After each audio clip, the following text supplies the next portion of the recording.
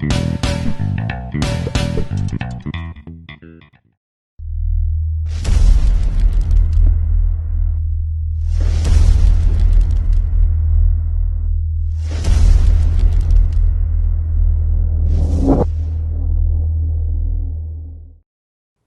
nerds, welcome to Supergirl, Theories and Conspiracies.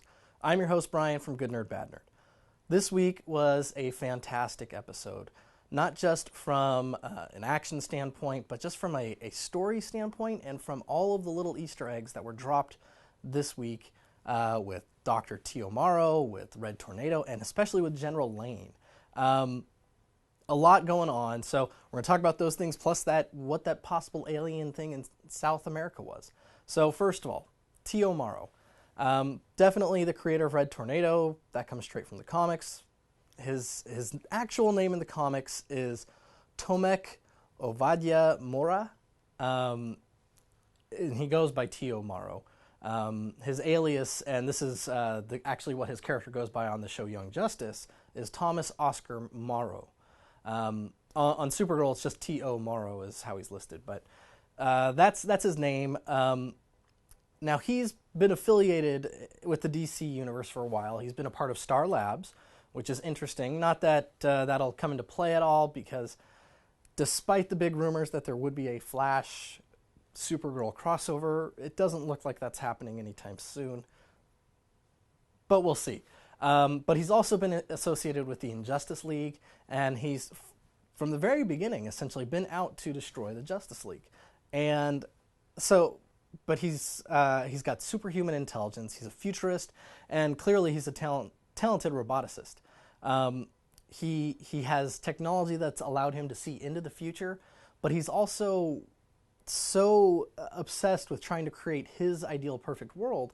He's not opposed to tampering with the past. On numerous occasions, he's gone back into the past to advance technology in his favor, to manipulate his own timeline where he thought he would be better served. In one case, he thought he'd be better served if he was an orphan. It would make him a stronger person. So he went back and attempted to kill his mother, but he was stopped by Jay Garrick, who, if you're watching Flash, we all know is from, they've brought him over from Earth 2.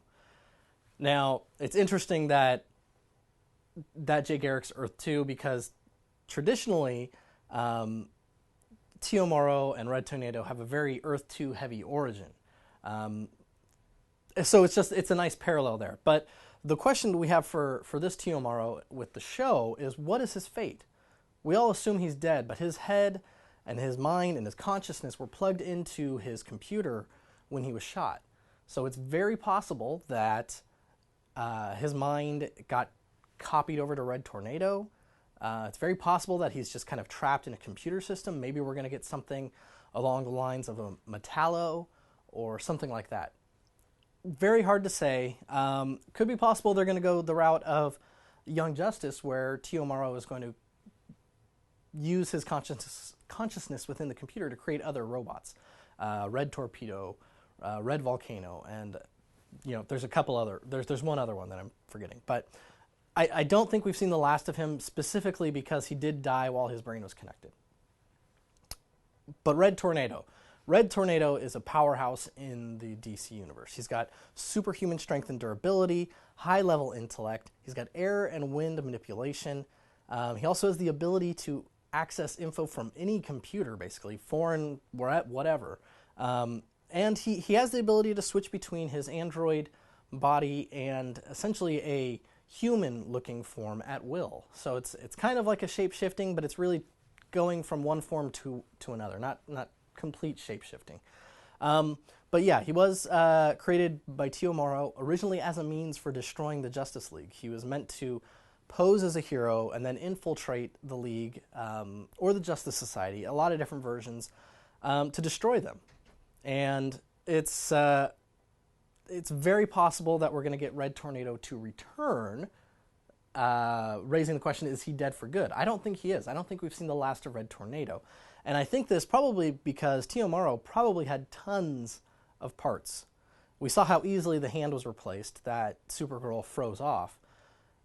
I think there's more parts, there's more equipment. What Maxwell Lord said is this was basically a drone. So it seems very likely that there are more parts out there, and that the combination of Red Tornado and Tio Morrow's consciousness are finding their way to the new body, and we're going to see that character come back. That's kind of what I expect for Red Tornado. Now, General Lane. This is a complicated character. We've talked about Lucy Lane and how eventually she goes on to be Supergirl, but basically the version we saw on the show was very spot on with the current version in the comics. He's hard-bitten, he's outspoken. When Lex Luthor was appointed president, General Lane was promoted to be the Secretary of Defense, essentially for his distrust of aliens, specifically Superman. There was kind of this kindred spirit with Lex Luthor and General Lane.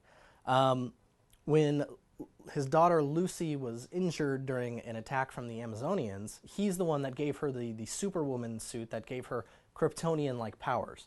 So he's heavily involved in kind of this counter-alien group, whether it be with the U.S. Army or other. In fact, in the comics, and we talked about this a few weeks ago, the attack on New Krypton by Reactron and Metallo, the attack that eventually ended in the destruction of New Krypton and the death of Kara's mother, that was a plan that was put in motion by Lex Luthor and General Lane. And it was Jimmy Olsen and a group of his associates, which, however they decide to play out kind of the more shady parts of General Lane, it's very possible that it'll be Wynn and Jimmy who release the kind of secret documents that expose General Lane for what he did. I don't think we're going to get the New Krypton stuff. It would be amazing if we did, because they're building up the people involved. General Lane, Reactron.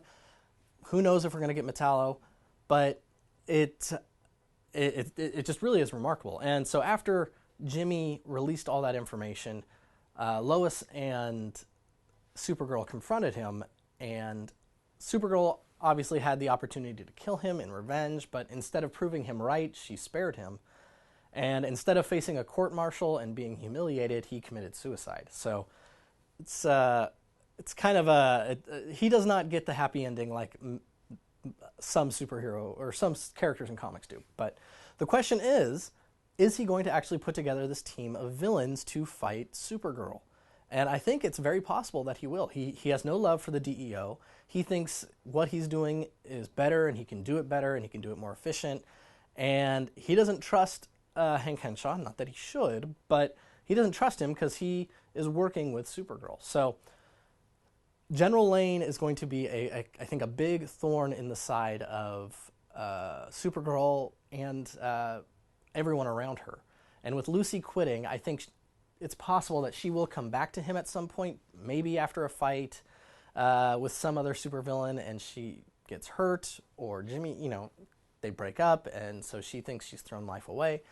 He'll go to her and maybe give her some technology or a suit or something so that she can turn into that Superwoman. Kind of in a sick, if you're so into Superman and Supergirl, well, I'm Superwoman kind of thing. Who knows? But General Lane definitely is going to offer a lot to the show.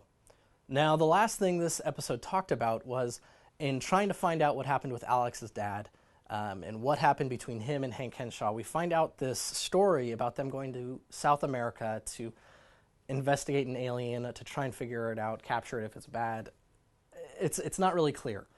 The only reference to anything like this I could find, and forgive me on the pronunciation of this, because it's the Hivlerni aliens, and they were a native, not even really native, because they conquered the planet over 100,000 years ago, but a plague almost wiped them out.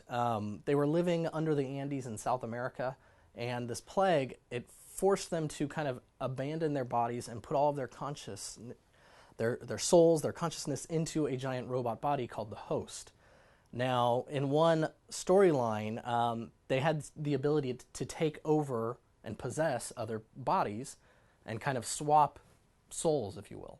So that's very possible that is what happened to Hank Henshaw, and his body somehow got transferred into the Host. The reason this is very cool and could be what happened there is because that could be how we get Cyborg Superman. that Hank Henshaw's body is actually still being controlled by this alien consciousness, and his soul is in the host, and eventually that is going to turn into something like Cyborg Superman.